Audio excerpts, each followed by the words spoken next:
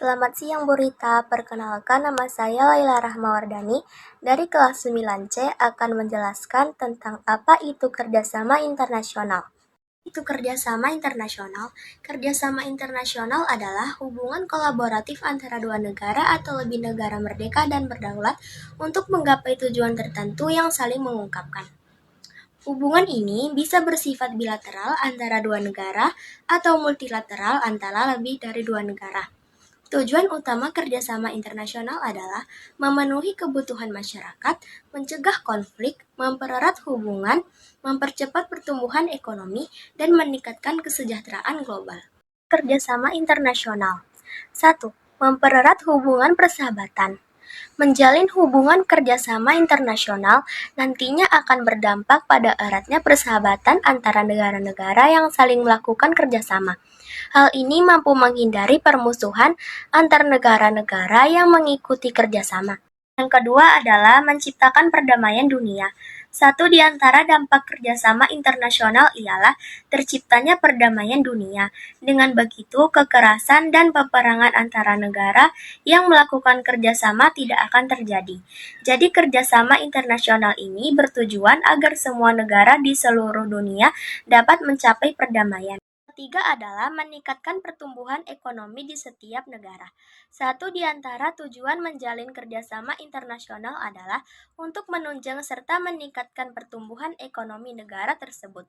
Diharapkan dengan adanya kerjasama internasional, negara di dunia akan maju secara merata dalam berbagai bidang, mulai teknologi, ekonomi, pendidikan, dan masih banyak lagi. Kerjasama internasional lainnya adalah guna melengkapi kebutuhan negara, seperti diketahui tiap negara mempunyai iklim serta keadaan alam yang berbeda-beda. Hal ini termasuk kondisi geografisnya, yang akan mengakibatkan kebutuhan pada setiap negara juga berbeda-beda. Faktor-faktor kerjasama internasional 1. Perbedaan sumber daya alam. Negara-negara memiliki kekayaan alam yang berbeda-beda seperti mineral, pertanian, dan energi. Perbedaan ini mendorong kerjasama untuk memenuhi kebutuhan masing-masing. Yang kedua adalah perbedaan iklim dan kondisi geografis. Iklim dan kondisi geografis suatu negara juga mempengaruhi jenis hasil alam dan komoditas yang bisa diproduksi. Perbedaan ini mendorong kerjasama untuk saling memenuhi kebutuhan dan meningkatkan diversifikasi produksi. Ketiga adalah perbedaan ilmu pengetahuan dan teknologi. Beberapa negara mungkin lebih maju dalam ilmu pengetahuan dan teknologi dibandingkan negara lain. Hal ini mendorong kerjasama untuk transfer pengetahuan dan teknologi serta pengembangan inovasi bersama. Yang keempat adalah keinginan untuk saling menguntungkan. Kerjasama internasional juga didorong oleh keinginan untuk saling menguntungkan, baik dalam bidang ekonomi, politik, sosial, maupun budaya. Kerjasama ini dapat meningkatkan kesejahteraan dan pertumbuhan ekonomi suatu negara. Yang kelima adalah mempererat hubungan antar negara. Kerjasama internasional juga dapat mempererat hubungan antar negara, meningkatkan kepercayaan, dan menciptakan rasa saling membutuhkan sehingga dapat mengurangi potensi konflik dan meningkatkan stabilitas global. Manfaat kerjasama internasional 1. Memperkuat hubungan antar negara. Kerjasama internasional membantu membangun hubungan yang lebih erat antara negara-negara, menciptakan rasa saling percaya, dan menguatkan diplomasi. Adalah meningkatkan pertumbuhan ekonomi. Kerjasama internasional seperti perdagangan dan investasi dapat mendorong pertumbuhan ekonomi negara-negara yang terlibat. Peningkatan investasi asing, langsung FDI, dan perdagangan internasional dapat meningkatkan pendapatan negara dan menciptakan lapangan kerja. Ketiga adalah membantu mengatasi masalah global.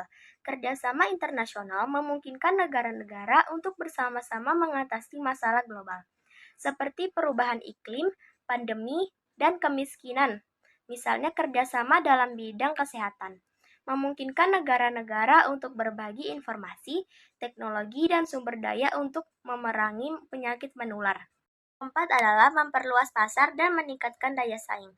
Kerjasama internasional, terutama dalam bidang perdagangan, memungkinkan negara-negara untuk memperluas pasar ekspor dan impor, Kelima adalah mempercepat transfer teknologi. Kerjasama internasional dapat memfasilitasi transfer teknologi dan pengetahuan antar negara. Hal ini dapat membantu negara-negara berkembang untuk meningkatkan produktivitas dan daya saing mereka. Enam adalah menciptakan perdamaian. Kerjasama internasional dapat membantu menciptakan perdamaian dan stabilitas global dengan mendorong dialog dan penyelesaian sengketa secara damai dan kerjasama dalam bidang keamanan. Apa itu kerjasama bilateral? Kerjasama bilateral adalah kerjasama yang dilakukan oleh dua negara dengan tujuan saling mengungkapkan. Kerjasama ini dapat mencakup berbagai bidang seperti politik, ekonomi, keamanan, dan kebudayaan. Contoh kerjasama bilateral, kerjasama Indonesia dengan Jepang. Indonesia dan Jepang memiliki kerjasama bilateral yang luas, termasuk dalam bidang ekonomi, perdagangan, dan investasi. Kerjasama ini tergabung dalam Indonesia-Japan Economic Partnership Agreement (IJPA) sejak tahun 2008. Contoh yang kedua adalah kerjasama bilateral antara Indonesia dan Arab Saudi, mencakup berbagai bidang termasuk ekonomi, perdagangan, investasi haji dan umroh, kesehatan, dan sumber daya manusia. Hubungan ini sangat penting karena Arab Saudi adalah tempat kelahiran Islam dan Indonesia memiliki populasi Islam terbesar di dunia. Itu kerjasama regional. Kerjasama regional adalah kerjasama yang dilakukan oleh dua negara atau lebih yang berada di wilayah atau kawasan yang sama, dengan tujuan yang mencapai kepentingan bersama di bidang ekonomi, sosial, politik, atau keamanan.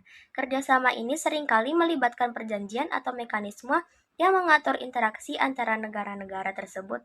Association of Southeast Asian Nations, organisasi yang bertujuan untuk meningkatkan pertumbuhan ekonomi, perdamaian, dan stabilitas di kawasan Asia Tenggara melalui kerjasama di berbagai bidang, termasuk ekonomi, sosial, budaya, dan keamanan. Contoh yang kedua, APEC, Asia Pacific Economic Cooperation, forum yang berfokus pada kerjasama ekonomi di kawasan Asia Pasifik.